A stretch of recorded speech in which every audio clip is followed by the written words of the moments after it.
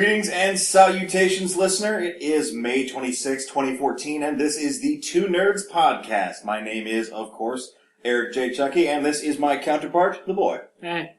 Before we get started, I'd like to make my usual humble request that you like, comment, subscribe, and share our video with your friends. Also, my eternal gratitude to Super Blizzard for his Shining Wasato song, Let's Get Hardcore. That's our theme song. If you like his music at all, head to his Bandcamp page, link in the description, and buy. Now that that's out of the way, let's get on to this week's topic, Godzilla. This movie was good. Yeah, let's go ahead and start things out with the obvious spoiler alert. I don't think we're going to be delicate about any Godzilla movie ever during this podcast. And, I mean, with the new Godzilla, you could be reasonably upset if we spoil it without warning, but the old Godzilla's, no, I'm sorry. The statute of limitations has in fact passed. Yeah, I would agree on that. Now, we're by no means encyclopedic Godzilla fans. You know, I saw a couple of the old movies. I'm pretty sure I've seen the original. Like, the very original one. I know that's one of the old ones I saw. But other than that, I've only seen maybe one or two in bits and pieces here and there. And of course the shitty 90s. Yeah, I mean, I saw that shitty 90s remake. Hey, Jean Reno was great in that, okay? Jean Reno's great in pretty much everything. That goes without saying. That's a lot of fish. Which, you know, there were a lot of fish in this movie too, but no one pointed it out. And I think that's the integral difference between the two movies. Yeah. Everything else pretty much the same. You know, interesting fact I learned, and this kind of bridges into something I wanted to talk about. I think I was on Cracked when I found it out. That originally, the person who was supposed to play the main character on Breaking Bad, one of the options was Matthew Broderick. Really? Really. Huh. That show wouldn't have gotten a second season. Nope. Matthew Broderick's a good actor, but nope. Not in that role, I don't think. But yeah, a lot of the people were pretty psyched about Bryan Cranston being in this movie, and I do like him as an actor. I've watched like half an episode of Breaking Bad. It's not really my thing. I've watched the entire first season and part of the second season, and let me just, for the record, that show is amazing. I stopped watching it because I stopped being able to watch Walter White be a person without wanting to constantly see him get stabbed in the face. And I don't watch TV for that, so I gave it a rest. Right. And it looks amazing, and everything I've heard about it's amazing, the little jokes and stuff. I just don't have the patience to deal with people being that shitty on a regular basis. That's why I didn't really like Mad Men. But I digress. You know, people were really excited about seeing him in this movie, and I like him as an actor. I was curious to see what he did. I thought it was funny that he was there, half an hour? Yeah, he was a total red herring. It was hilarious. But he did well. I mean, his role was really good. His acting was really good. It was a great setup into the movie. Very set up. He was set up to be, you know, the protagonist scientist who thinks up ways to try and fight Godzilla, and he was set up to be this obsessed madman, and then he dies. Not even to Godzilla, like to one of the things Godzilla is fighting on kind of accident.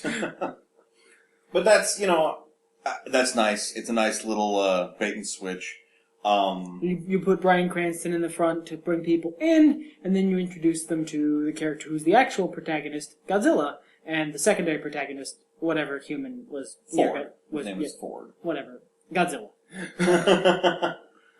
You know, the whole human storyline was okay. Super tropey. It was super by the numbers. It wasn't bad. No, it wasn't bad at all. I think because I've seen a lot of feedback on this movie. I've seen a lot of people who really liked it, and I've seen a lot of people who were really upset with it. And it seems like that most of those people were upset it wasn't Pacific Rim. Or some of the later Godzilla movies that got a little goofy. Yeah, they were upset that it wasn't like 30 minutes to set up and then just monsters fighting for the rest of the runtime, which brings me, like, the later Godzilla, sure, but have you seen the early Godzilla movie? If that's your complaint, I mean, I would really suggest you go back, you watch the early Godzilla movies before they became pretty much Pacific Rim. It was basically what we got. It was, most of the movie is a bunch of people running around trying to figure out how to stop Godzilla, and at the end they don't stop Godzilla. Or at the end they do, or at the end Godzilla stops the secondary monster, but it's all build up to that climax. The monster fight isn't the movie, it's the climax. Yeah, and I've heard it likened to Jaws, by the filmmakers, actually, I think, and that's a really good comparison. Yeah, good comparison, and I like that build-up personally. Another movie I liked, another big monster movie, was Cloverfield. That one had very, very mixed reactions as well. And I think those are really the three ways to do a giant monster movie: is Jaws style, is 2014 Godzilla style, where it's build up, where seeing the giant monster actually fuck shit up and wreck house is the release, and everything else is just making you want it. Because, you buy the ticket and you're like, you're gonna see Godzilla beat the shit out of a guy. Alright? You feel entitled to seeing Godzilla beat the shit out of a guy. Or a city, or something. Or a city, or whatever, yeah. Or another giant monster, whatever. But the movie makes you need to see Godzilla wreck shop. I mean, it carefully teases you a little bit here and there, and then there's a couple of really good action scenes, I thought, where they would, cut in, and it would be, real slow start, and then, fucking Hulk Hogan and Andre the Giant, they'd clash, and they'd cut away. And you're like, no! Stuff was happening! That's one of the ways you can do it. The other way you can do it, I think, is Pacific Rim, which is just balls to the wall. You're here to watch robots fight giant monsters. Let's do some robots fighting giant monsters. First 10 minutes, you're going to see another robot fight. And then it's going to be 20 minutes of setup, then a robot fight. Then a robot versus monster fight. Then another one, and another one, and another one, and the movie is fucking over, okay? Yeah.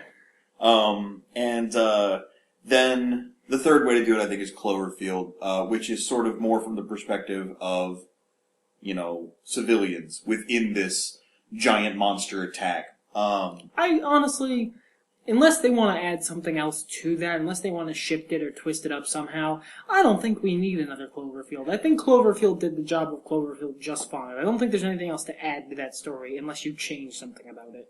Yeah, well, in a broader sense, I think that's kind of really the best way to do a disaster movie. Because, you see all these Roland Emmerich films and people like him, who do these big, adventurous disaster pieces where, it's all about these big set-piece explosions, like blowing up the White House or the Washington Monument or Mount Rushmore. Or all of those things. Yeah, the Eiffel Tower or the Colosseum. Pretty much, if you have a cultural icon, Roland Emmerich is going to explode it at some point. And that's cool and everything, from a cherry picker, miles away. But it's even cooler from a handy cam while you're staring up at it, okay? And for me anyway. I've seen a lot of Roland Emmerich films. Well, I've seen probably 3 or 4. I've seen a lot. I've seen these big explosions, and they're cool. But it's cooler to imagine it from your own perspective instead of this withdrawn shot. As in the trailers for Cloverfield, what got people really hyped for it was when the head of the Statue of Liberty comes flying through the... They had to make that bigger? Yeah, I did read about that, actually. But, it does give you that sense of scope, and you're like, whoa. Suddenly it's not like a picture of the White House being blown up. It's you, across the lawn going, oh my god, these aliens have super lasers. It's a lot of immersion that you usually only get from, a video game. See, the problem with that, and I think the problem I know a lot of the problem people have with Cloverfield is that there's a line between having a realistic perspective and having a obstructive perspective. Shaky cam is kind of the dividing line there. If you want a realistic perspective, down on the ground, down with the people, that's fine. You can't let that get in the way of what's going on in the scene. And I love Cloverfield, don't get me wrong, but I think that's actually a big part of what was wrong with that movie, with the stuff that was wrong with it, was the shaky cam can be done well. Shaky cam is, a valid cinematic tactic. it wasn't done super well in that movie because it obstructed the action. A better example is near the end of this movie, near the end of Godzilla, the 2014 one. They had some moments where you were down on the ground with the Marines or the Army or whoever was doing the thing. I honestly didn't care at that point. I was watching giant monsters punch each other. But you were down on the ground with those people, and it was very visceral. You saw these giant things beyond your comprehension clashing. And since you were down with the Marines, all the film was really trying to get you into, the only emotion it really wanted you to have at the time was the same emotion other guys were having. Holy shit, oh my god, I have to get the fuck out of the way of these things. They're gonna kill me without even noticing I'm there. Yeah, I agree. They did a really great job. Really the last half hour of that movie, when Ford and his company were in the city. With the giant monsters. With Godzilla, with the Mutos. Which I don't know if that was a wrestling reference or not, but if it was... It's a massive unidentified terrestrial object. Yeah. He'll spray acid spit in your face and you won't be doing so good. The suplex the fuck out of you. But, that would have been a cool moment if Godzilla suplexed somebody. The flying one, the male, reminded me of Kha'Zix so much. Yeah, with his little hook hand. Yeah, Kha'Zix, the League of Legends champion. Just the way he moved. You know what the funny thing was? His sexy, svelte legs. You know what he reminded me of? What's that? Cloverfield. Yeah, he did have a little bit of the Cloverfield in his Cloverfield forearms. curly, stompy foots. I like that. It was a nice nod, I think. The face structure. I liked it. It was like Godzilla got to kill Cloverfield. Yeah. And millions of nerds rejoiced. The monster designs in this were amazing. Yeah. They looked good. Godzilla looked like he built like a brick shithouse, and oh man, he's exactly what I wanted to see. Godzilla 2000 was a dumbass action flick. It wasn't a Godzilla movie. No, it was a movie. It was an okay film, but it wasn't a Godzilla. It wasn't a very good Godzilla movie. This was Godzilla. Yeah, it looked like Godzilla. That was Godzilla. Oh my god, dude. I'm taken back, and I'm remembering being in the theater. And in the middle of that fight, with the female, the bigger one, and his tail just starts charging up. And I don't know why I didn't think they were gonna do it. Like, it didn't even occur to me. And I was just like, oh man, I felt like I was at some sort of revival, hands in the air swaying side to side. The whole theater erupted when the blue light started to head up his tail and up his back. The whole theater was like, yes! And then Godzilla shoots nuclear fire. Oh man, and it looked good. I appreciate really good CGI, and I always marvel, because ever since I saw Spider-Man, the original series Spider-Man, we haven't seen the new ones, The Amazing Spider-Man, we don't intend to. That's a topic for another day. Yeah, long topic for another day. But ever since I saw the original Spider-Man trilogy, and then saw it later on TV, it sort of made me realize that every time I see amazing CGI, 5-10 years down the road, I'm gonna see something that makes it look so shitty and cartoony, I won't even believe it. Yeah, because, you look at the original Spider-Man's effects today, whoo boy, they don't hold up too well. No, that looks like suddenly a Rankin Bass picture showed up in the middle of your Tobey Maguire movie. But when they first came out, they were like, really oh good. My god! It was stunning. Now, no. Yeah, now you look at them and then you look at Godzilla, and Godzilla looks like he's fucking there, dude. Oh yeah, the textures are gorgeous. The way the lighting reacts, it's just, it is a very pretty movie.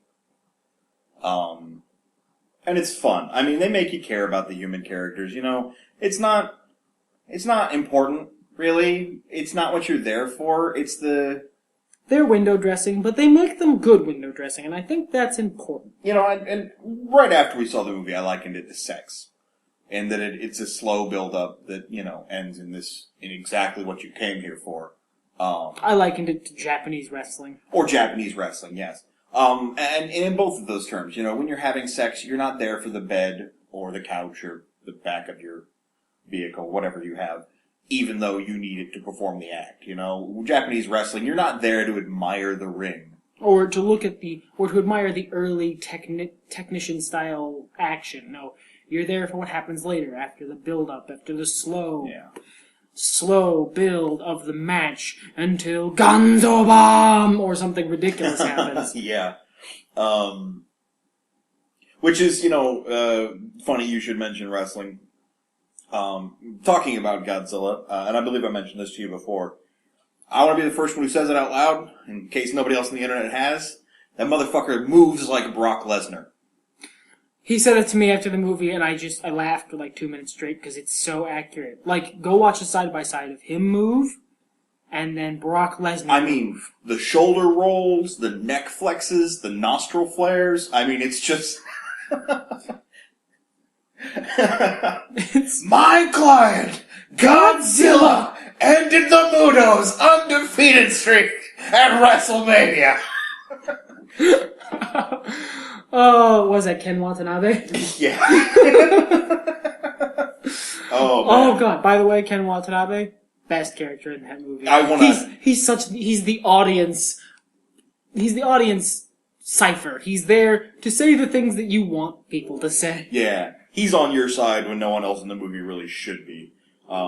They're all like, well, we have to stop them. We can't let them fight. That'll be destructive to this city. It's San Francisco they're heading towards. We have to try and lure them away. Come on up his own. No. Let them fight. Which I liked. I liked that moment got a cheer. Yeah, it did. I liked that there were a lot of reactions in the film that, you wouldn't necessarily see back in the original series, but are there now because this is an American film, first of all. We're a more snarky culture in general. Yep. But they're talking about, okay, well, we've got these bug monsters, let's nuke them. Are you kidding me? They eat radiation. Where have you been? You're literally feeding them. Well, I don't know, maybe the Force will do it. And then there's just this moment. Where the people who know the monsters are just looking at the military like, you're really fucking dense, aren't you? And the military's just like, we got nothing else. Look, it's a really big problem. We shoot really big problems with really big bombs, okay? It's what we do. And then, they are so hoist on their own petard by it, because the bombs, most of them don't even make it to the lure spot, because one of the monsters who eats radiation shows up and fucking eats them. Oh yeah, that was great. He's just like, sweet, no. Thanks for the free noms, guys! Oh man, the details were great. I know they're making another one. Yes. I hope Ken Watanabe's in that too, because I think he needs to be the arc. Yeah. Ford can be left behind after the first movie, that's fine. Yeah, because then you do have, which I believe you said, the Transformers issue, where you're focusing more on... You don't want Ford to become Shia LaBeouf. You don't want the movies to become about him and how he interacts with Godzilla. You want the next movie to be about Godzilla interacting with new people. Which is ironic, and really, if you think about it, Transformers is a similar kind of movie. That's done more in the kind of like the build-up style. I'd say it's a little more like Godzilla 2000. Or Pacific Rim, because they give you the robots early. Yeah, they do, but there's not a lot of fighting until halfway through the movie. It's like a mix between the two. But if anybody out there watched the Transformers cartoon, read the comic books, those people are there. Yeah, they're there. The wikis are huge in the Transformers canon. I mean, like, where the hell were you? Again, go watch an old Godzilla movie. Go watch the Transformers cartoon. No, they weren't like the central protagonists. They weren't as in the center of the movie as Shia was, but they were there, and they were, at the very least, strong secondary characters. Yeah.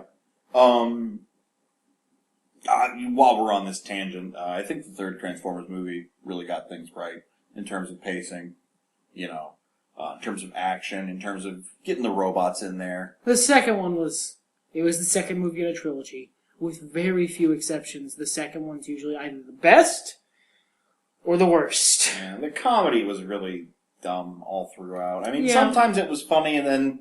Sometimes it really, really, really wasn't. Well, what's that trope, fridge logic? Oh, where it sounds funny in the moment, but then looking back on it later, you go, wait! Like, oh, that's awful. Why did I do that? I had Bumblebee pee on a guy. That's weird and wrong. Hey. Was that Bumblebee? I thought it was Jazz. Yeah, I don't remember. No, I think it was Bumblebee because Bumblebee can't talk. Yeah, I only saw the first Stop lubricating the man. In fact, I think I've only seen them all Look, once. it's not just that you had him pee on him, it's that you had Optimus Prime say, stop lubricating the man. Yeah, This movie doesn't really do that. It doesn't, Godzilla 2014 doesn't... There are moments of little incidental comedy, but it's not the movie making fun of Godzilla. It's Godzilla doing something that is awesome and kind of funny. Yeah, I mean, they take the material seriously, which I think is also something the fans were, the people who were upset anyway, are kind of unhappy about. I think they were expecting more of a send-up, more of a love letter to the old kaiju movies. Yeah, as very opposed to tongue-in-cheek. Mm-hmm. Whereas they made a Godzilla movie. They took it seriously as an early Godzilla movie. And, I mean, there's every possibility the next couple of Godzilla movies, because they're gonna make more. Oh man, that movie made bank. Look, the next one, I am, whisperings have been going on that it's supposed to be something like Monster Island. My heart. Oh man. I mean, seeing all those kaiju updated to modern standards, that just is exciting. And, I mean, I love Godzilla. But he's not my favorite by any stretch of the imagination. Who is? Oh, probably Mothra. Mothra? I really like Mothra. I like Mothra's story arc, I like King Ghidorah, but ultimately... Well, King Ghidorah, I mean, if it's Monster Island, he'll be there, and Godzilla has to fight him. Yes! Yes! I know a lot of guys who like Rodan, and it's like, man, Rodan's fucking boring. I don't know anyone who likes Mechagodzilla, which is good, because I really hope they don't. Oh, he's got a pretty big fandom. Really? Mechagodzilla? Yeah. Godzilla, but later? I'd say that's what you need to do, like, third movie or something like that. No, dude, Mechagodzilla is... I don't want Mechagodzilla. Nah, because that's gotta be... That's like, John Henry, okay? Casting Godzilla in the role of John Henry. Yeah. Or Marshall versus the Machines. Yeah, Marshall versus the Machine. Where he's gotta take on Mechagodzilla, Okay, so, like, the military builds a Godzilla, and they're like, this is the only way we can fight him. I saw that movie Pacific Rim, this is what we gotta do. That'd be a hilarious nod. Ken Watanabe is just going around smacking people with magazines, and... like, this is stupid, don't do this. So Godzilla gets up, because, it's like knocking over buildings that they set up or something to, like, lure Godzilla out, like, look, humanity's at risk. And Godzilla, like, gets out of the ocean, like, alright, what do I gotta fuck up? What is this? So at first Godzilla's like, nah, I ain't even doing it. I'm not that dumb. But then they lose control of it. And it like goes all Skynet on them. And then they're really in trouble. And then Godzilla's like, I will clean up your shit. Now stop trying to kill me, assholes. But it's a really hard fight. I mean, cause like, maybe it's not long after Monster Island, maybe he's like all tired from getting 3-head laser blasted and shit. Yes, 3-head laser blasted. So he's like, oh, no, I ain't got the strength, man, I ain't got the strength. I don't know, but it'll be cool, and I think it's a good third movie. That's a personal thing. I really hate Mechagodzilla. I've always thought he was dumb. It doesn't turn my crank. It's not what I'm here for. Which is weird, because you're Robots guy. I am Robots guy, but I'm not... I would be fine with watching Godzilla fight a Gundam, or Godzilla fight, like, a Jaeger. I don't like Mechagodzilla, because if we're gonna build a giant robot, why are we building a giant robot? That thing? That's weird. It's kind of like a slap in the face. Why are we taunting the monster? That seems weird and cruel. Especially when he saved us. Exactly. So very, very nicely. Oh, that was also a great moment. Because it goes without saying, the monster fighting was great. I'm trying to highlight the stuff that wasn't monster fighting. Yeah, great. Like the moment when, it's very dark, it's very... sad. They play the sad song music, and it seems like Godzilla has been defeated, and he beat the enemies, but he died in the effort and all that. And then he's like, no, he is just mad. He gets up and he's all. Oh yeah. I was a little worried. Yeah. Like they got me, and that's saying something. I'm not a casual moviegoer. I'm savvy. I get what you're doing usually, but it was the little things. Like they had seagulls swarming around him. Like he was food. Yeah. And I was like, oh man, tell me they're doing that because they're super double extra smart and the seagulls are just feeding on the carrion from the other bugs, from the Mudos. Oh man, don't kill Godzilla, that's dumb. I wanted another movie. This movie was great. Why are you doing that? And hands down, I can't think of a better way for you to have ended that movie. Yeah, because then when he gets up in the whole arena, the whole big the arena. Well, yeah. The arena, not the theater. The arena in the movie. Everyone erupted in cheers. Well, that's what I'm talking about. Yeah. like it's a fucking silver dome. Yeah. Yeah, no, I mean, he gets up and then lopes off into the fucking sea. Like you could almost hear, "Thank you, Zilla." Thank you. And that's it, man. Cut to black. Credits. Nobody says anything insightful. It's a silent fucking sequence of Godzilla just being like, you know. All right, I need a nap now. Yeah, I gotta go, you guys. This has been fun, but I feel like shit. Like, that was hard, and I haven't had to do anything in like a couple 100 million years. Yeah, so. you guys start me off on 2 giant bugs. That's not cool. One of them flew. That was lame. That took a while. I'm gonna go. And then he sinks back, and he sinks into the waves, and then just as he disappears from sight, done. Yeah, that's beautiful. I mean, you know, that's knowing your material and playing to its strengths and not putting your own bullshit on top of it. I like also how they manage to maintain some of the, you know, Holocaust references, some of the nuclear message that the original movie was about. Yeah, because pretty much a big part of the message of the movie, not the whole message, most of the message was, isn't Godzilla fucking badass? Yeah. But a big part of the under message of the movie was, hey, nukes, never a good idea. Never a good idea. See what they do? They wake monsters from the beginning of time, and they feed them, and then when you try and use more nukes, they don't work, and they feed them more, and they feed their babies with them, and then you have to take them off the island, and they explode anyway, and kill a bunch of fish. There's nothing good happened from bringing nukes into this situation. Nothing good happened from bringing nuclear weapons into this conflict. And that, I think, it's a quiet message, but the message is there. Especially because, you know, the action hero, the good guy, couldn't defuse the bomb. He couldn't save the day. He just had to make the bad day happen somewhere else. Yeah. I liked a lot of the action. I like how they kept it going. I liked Short Round. That was cool. I like how they didn't use too much Short Round. No, he was just there as a bridge, you know. We need to sell this character as a hero. He for the first part of the movie, he's been kind of an asshole. He's been long-suffering and at the end of his tether with his nutty nutbag nut father. Which, to be fair, is kind of reasonable, honestly. No, I'm not saying he was unreasonable or anything like that. Just, we like Bryan Cranston. You're being mean to Bryan Cranston. The audience likes Bryan Cranston, and the audience knows there is a Godzilla. So they're like, Bryan Cranston is right. Listen to him. Dad, you're crazy. No, he's not. We know he's not. Quit being an asshole. Get with the program so we can watch monsters fight. And the quicker you get on Team Cranston, the quicker we get to watch giant monsters fight. Yeah, I mean, that film was it was cool. And I think there's a lot of potential for places for the franchise to go from here. I mean, my mind boggles at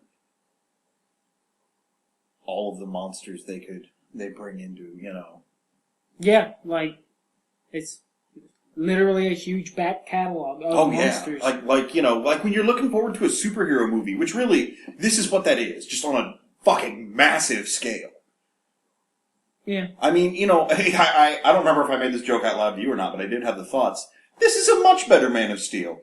I like this protagonist a lot more. You did make that joke. Oh man, Man of Steel. It's very similar too. Yeah. Oh no, it was very similar. Less Christ allegories. I don't know. No, Godzilla didn't float anywhere with his arms outstretched. Making the I am Jesus noise. Yeah. Not that that's bad filmmaking, just a little heavy-handed.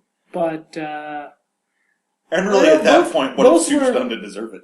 Both were, last of their kind heroes, fighting other heroes who were, of similar types of creatures who just wanted their species to go on. Yeah. And both, oh, man. When the bugs, make out?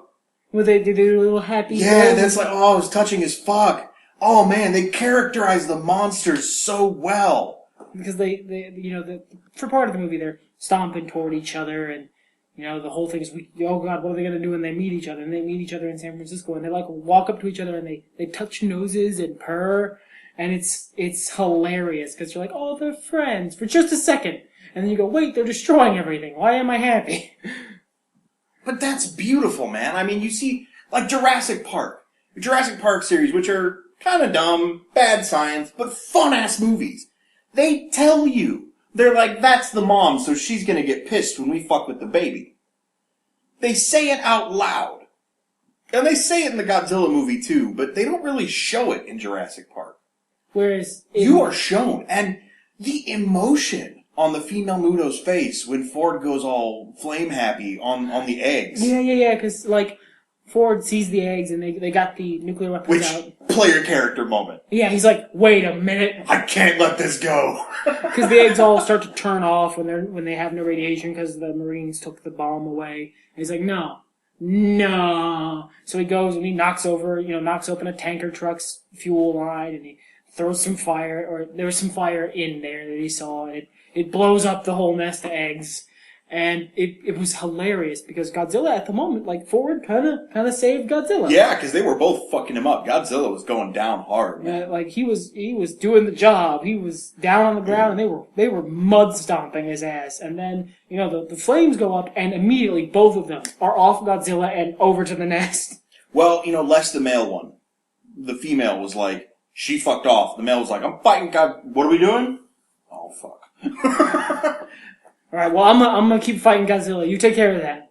I think he flew off after eventually, but just what they did with her face, making air bunnies here, just the expression, the way her noises changed. It went from being, yeah, I'm fighting, you can't stop me, I'm hungry, fuck this shit, to, you son of a bitch, and yeah, man, he was just fucking awesome. And there was I think I'm trying to remember this right. I might have been imagining this because something like this should have happened so hard in the movie that I just saw it in my brain afterwards. But I'm pretty sure she goes to the nest and she's like looking and she sees the destroyed eggs, and then she turns and she notices the human. And like there's this, couldn't be more than a couple seconds, but there's just a moment where she's like, oh, I'm gonna fucking kill you. Oh yeah. And the great thing is, they build up through the rest of the movie that they don't really give a fuck about the humans. Like, when they're on the bridge, carrying the nuke, to the city. Mm-hmm. And they knock off the train, or they leave the train, or whatever. They leave the train to make sure the traffic's clear. Right. And they're on the bridge, and the humans are just kind of like laying there like, oh, I'm so scared. And the monster's like, yeah, I see you. Whatever, I'm not here for you. I'm here for nukes. Sweet, sweet, delicious nukes. Sweet, sweet, delicious noms. Feed to my babies. But I mean, they make that point. The humans are hiding. The humans are like, oh yeah, we're so good, we're hiding. And the bug's like, I can see you. You're right. I might as well be pointing. You're right there. I can see you. I don't care. You are beneath my notice. But at that point in the film, and then later when Ford's trying to get on the boat, at that point, Mama Bug, the Muto, is not going after the nuke. She's after him. She recognizes him and is like, I am going to end you. You fire my babies. I'm gonna kill you, motherfucker. I mean, it's gorgeous, and it's so well done, and it's so nuanced and subtle. Look, this is a dirt simple plot. Okay? Humanity fucks up, there are giant monsters, humanity fucks up with the giant monsters, giant monsters fuck everything up, different giant monster shows up, saves humanity, the end. Yeah. Also, through the middle of it, human spirit triumphs in a minor way, that helps. Yeah. Dirt simple. This is not fucking complicated. But they managed to take what was there, the very simple plot they needed, and they did things with it that made it compelling. It's like the difference between, and let's not talk roller coasters because that's going to get a little crazy here, but it's the difference between, like Kings Island or Six Flags and Disney. Pirates of the Caribbean is just a little boat ride with a little hill, and you look at stuff. Yep. All right? You were on that ride at any other amusement park. It's going to be like, oh, this is okay. It's kind of lame. But Disney puts the magic on there. They do the detail. They make sure everything is, looking good. There's nuances. There's little shit everywhere. So that when you look at it when you're on that ride at Disney, you're like, oh, this is a wonderland. I'm in pirate land. This is great. Yeah, and that's what this movie, they looked at the details. They paid attention to this shit. Whereas Pacific Rim was visually gorgeous, and they had the details too, don't get me wrong. But also they had Ron Perlman, and that helps. Well, yeah. Pacific Rim spent more time being gorgeous. especially the Night City fight. I mean, just the lights and the way the kaijus looked and their fluids and the colors that were used. It's a very visually Oh, yeah. I mean... I would say more visually interesting than Godzilla. Oh, definitely. Godzilla was very natural tones, except for the Mudos, which had, like, Harbinger eyes, but... It made kind of Harbinger noises. Yeah, kind of. And then when Godzilla did his Godzilla thing, that was very, very vibrant blue. Oh, yeah, and it was such stark contrast to everything else. I mean, even if you didn't know... Even if you'd never seen a Godzilla movie before, even if you didn't know what Godzilla was other than giant lizard, once you saw that arc start, man, you had to know something was happening. Because you know what, at first, I didn't quite realize what was going on. I was like, what the... And then it clicked. Like, 0.5 seconds, I was like, yes! I had to stop for a second. Are there people on Earth who would have reasonably been able to see this movie who don't already know who Godzilla is? Well, let me see. This movie was... Do we have a rating here? Because, I mean, it's Godzilla. He's pretty prominent. He's Godzilla. Oh, you're thinking like if little kids. Yeah, well, yeah, and teenagers, Oh, man. Because you tend to forget that we're old. That would make me sad. That does make me sad to think that very reasonably, there could have been kids in that audience who had no idea what a Godzilla was. Doesn't make me sad. Because you know what? They know now. And they have a good Godzilla. And that might mean they go watch the old Godzillas. Hell yeah, man. And they're all on Netflix right now. Like a bunch of them. They will laugh uproariously from beginning to end. Because, I mean, let's face it, kids who have this as their first Godzilla are going to look at the effects in the old Godzilla and just begin pointing and chuckling. Yeah. I thought kind of the same about Star Wars. I know a lot of people make those jokes, but when the new trilogy came out, the prequel trilogy, and, like, everything was CGI in that movie. They had fucking CGI Ewan McGregor. At some points, yes. Yeah, well, I mean, kind of like Lord of the Rings, wide shots and shit. But, then you go back and look at the other movies with all their practical effects that look good. I mean, groundbreaking practical effects, but... Groundbreaking practical effects in the 70s and 80s. Yeah. And, well, some of those still look better than CGI. And it's like I said before, people give George Lucas a lot of shit for doing remasters and re-releases, but... The only thing I'm really mad about in the remasters is that he fucked up the lightsaber effects. Yeah, he fucked with. I don't want to come down on his side because as much as we actually have a decent amount of time to fill, whatever the fuck we want to talk about, I don't want to go too far down the Star Wars rabbit hole. Hey, Star Wars will happen. Yeah. The rabbit hole will get opened eventually, but... Well, viewer, I keep doing that. Yeah. Well, listener, let's just say that there's a lot of movies coming up this summer, and we got topics, but we want to wait until they're topical. Yeah. Oh, definitely. I'm looking forward to a lot of discussions we'll be able to have. I'm looking forward to being able to unleash about Fox's Marvel movies. Oh, and versus Disney Marvel's Marvel movies. Yeah, and Batman and Superman. Oh. I don't even want to see it. Oh my god. Screw you! We're seeing it. I know. I don't want to. This utter failure of flesh. He's not excited for a Batman movie. Look, they could tell me The Dark Knight Rises 2 is happening, and I would still want to see it. Okay? Man, they might as well have cast Shia LaBeouf as Batman. No, fuck you, man. Batfleck is gonna rule. Batfleck is going to rule. Okay? I don't believe in this. No, this is a conversation we can only have before the movie comes out. Batfleck is going to rule. He will carry that movie just fine. Well, he doesn't need to, because let's not forget, as much as this is called Batman versus Superman or whatever, it's a Superman movie. No, it's not. At least I hope not. It's a Batman movie. They have to introduce a new Batman. Yeah. But they don't have to do the origin story for this one. They just have to do Batman. Fair. And if there's something Now- that fucking Goyer and Nolan can't do, it's an origin story. Screw you, they do fine origin stories. No, they do not do fine origin stories. They do crappy. They did a great origin story for Zod. Oh, they... Hero to all of Krypton. I would kneel before Zod. I'd be like, Zod, take me up in your magic spaceship. And then you he can would kill terraform my you planet. because he's a human racist. He hates humans. He doesn't care. Not about if I you. like You're- beg him a lot. You're a bug to him. That's Nah, it's fine. but I'd get him. dude, Batman, I'd be like, dude, we got Rice Krispies, and he'd be Batman like, Begins the great origin story. You might it not like it. tells a great origin story, but it doesn't tell a great origin story well. Because Batman's a great origin story. It's gonna be hard to fuck that up unless you change some significant details.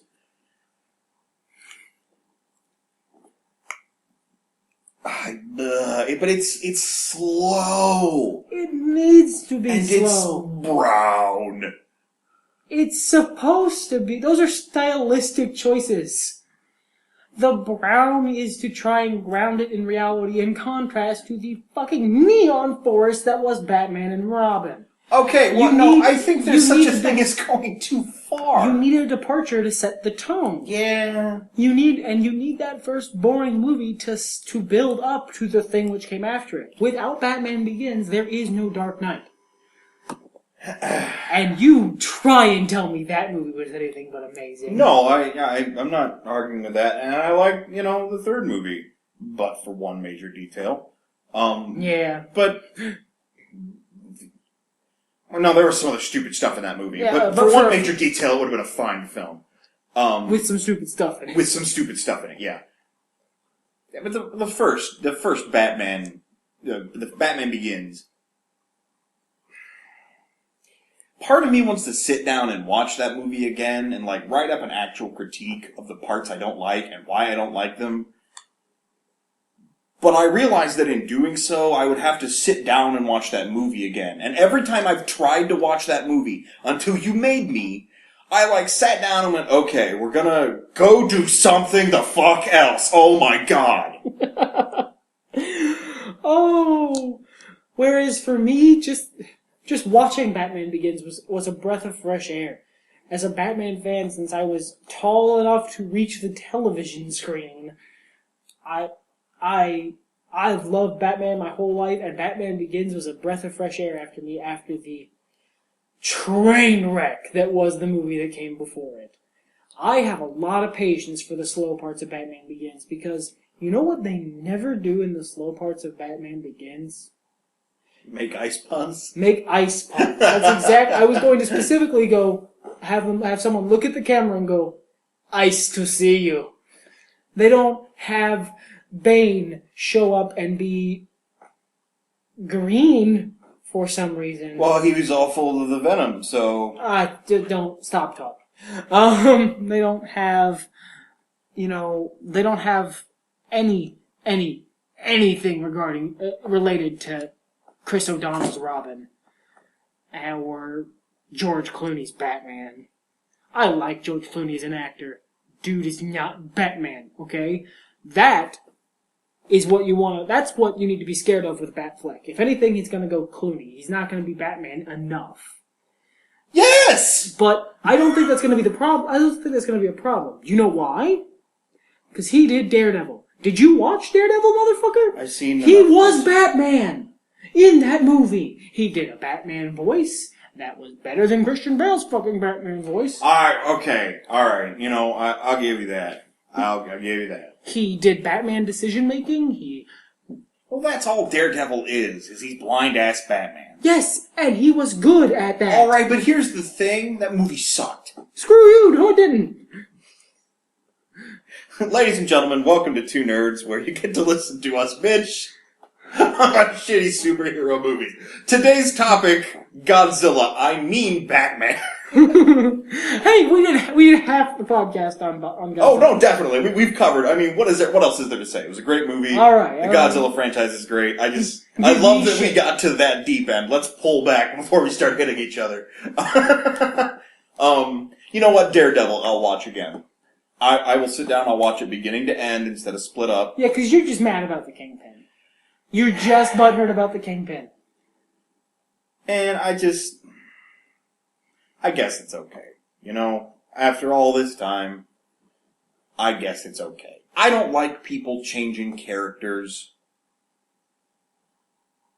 without, like, a reason. Or without expressly saying, we wanted to do it this way for X reason, you know? Yeah. I mean, it just seemed kind of arbitrary. Or lazy. Yeah. But if they had made a big thing, they were like, you know what? There's not enough awesome black dudes in comics, which is bullshit. Yeah, but utter bullshit. Complete and utter bullshit. Look at my list of favorite superheroes. Like, most of them are black dudes. Yeah, like, alright.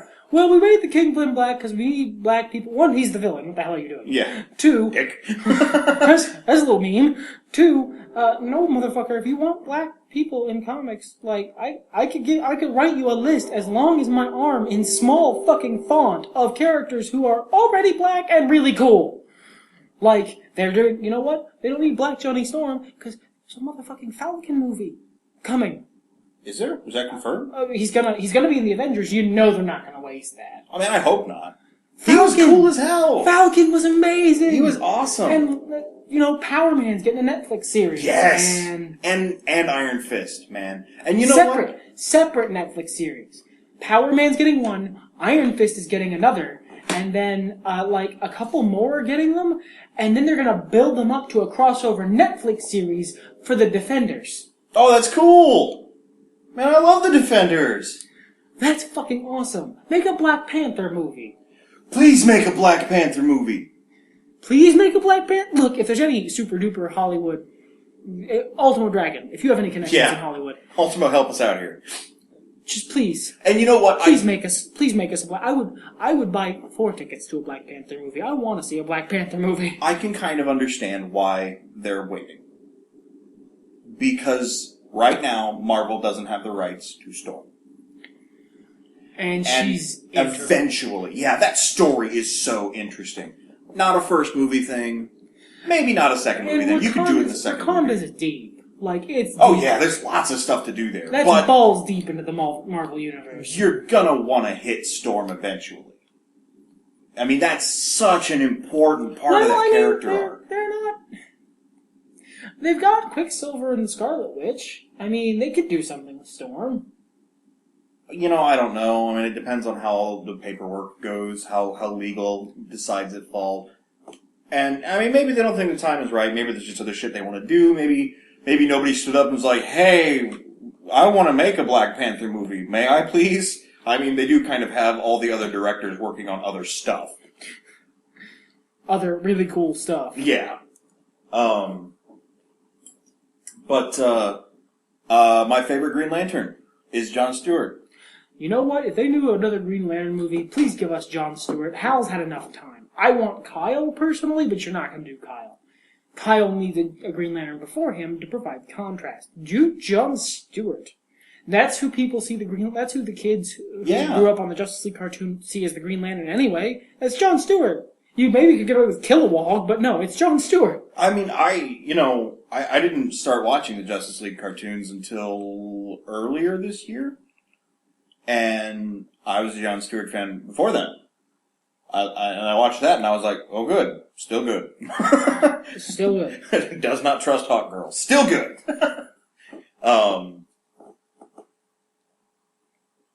The Kingpin we were talking about, that I felt it was kind of arbitrary that they made him African American. And it didn't help anything.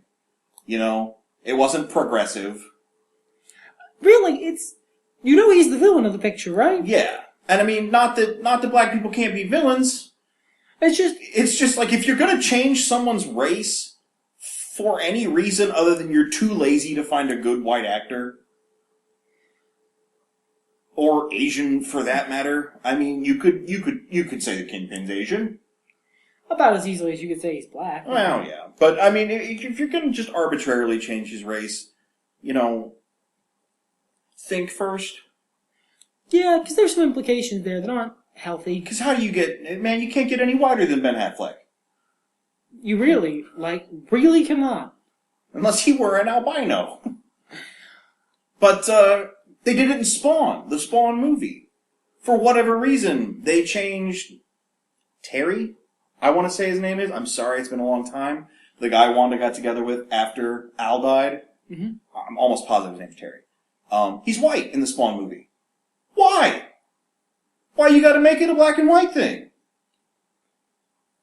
Maybe they wanted. Maybe it's the exact same reason they wanted some more diversity in the cast. I don't know. We already had the. We already had a blue guy. We had John Leguizamo as a blue guy. Yeah, So. he was a blue face, but we had Wynn. We had Cogliostro. Those are white dudes.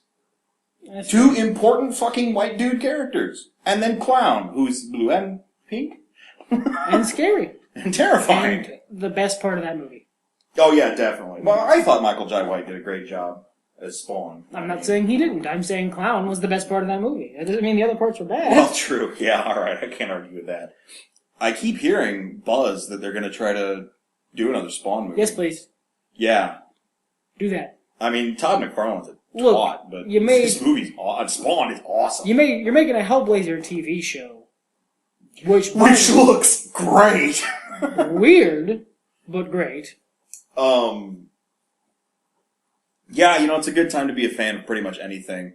And I think we've gone on enough about. This has been the tangentiest of tangents. Yeah, this has been. But hey, I mean, how long can you really just fudge over Godzilla? Myself personally, a lot longer than we did. But yeah. it feels like it was getting a little uncomfortable. It was starting to We don't want to waste the listeners' time. Really?